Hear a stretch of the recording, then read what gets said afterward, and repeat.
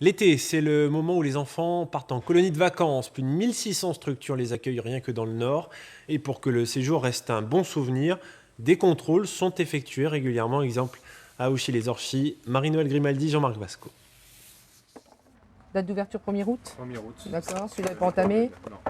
Avoir les yeux sur les petits détails, c'est le métier de cette inspectrice. Thermomètre, Il est juste là. Des menus à la pharmacie, les gants, les échardes. en passant par les activités proposées, tout est observé. Une inspection, c'est toujours un contrôle, c'est toujours un peu stressant, parce qu'il y a toujours des nouvelles démarches, il y a toujours des nouvelles réglementations, il faut se tenir à jour régulièrement. Donc les instructions départementales, il faut vraiment les connaître. Et le choix, comment il se positionne à l'intérieur? C'est librement, c'est vous qui décidez? Dans ce centre équestre, 16 enfants sont accueillis pour une semaine de stage. L'inspectrice vérifie le sérieux de l'organisation. C'est un peu boueux, quoi. Il aurait peut-être fallu effectivement penser à mettre 4-5 ballots de paille pour que ça soit un peu plus praticable pour les enfants. Mais ici, vraiment rien de grave. La visite se poursuit au centre équestre.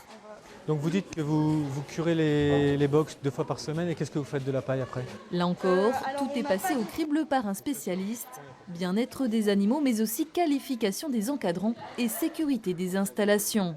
Sur un centre récent comme celui-là, effectivement, on peut s'attendre à quelque chose de bien et c'est le cas. Sur des centres un peu plus anciens, effectivement, souvent, il faut avoir un regard particulier sur l'équipement général, sur la toiture notamment. Et là, on est très, très vigilant là-dessus. Dans le département du Nord, 150 contrôles de ce type ont été planifiés cet été.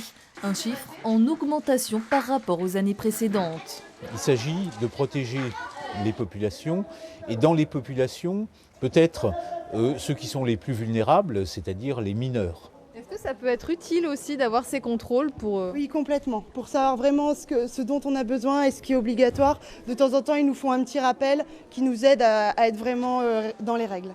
Les contrôles vont se poursuivre jusqu'à la fin des vacances scolaires.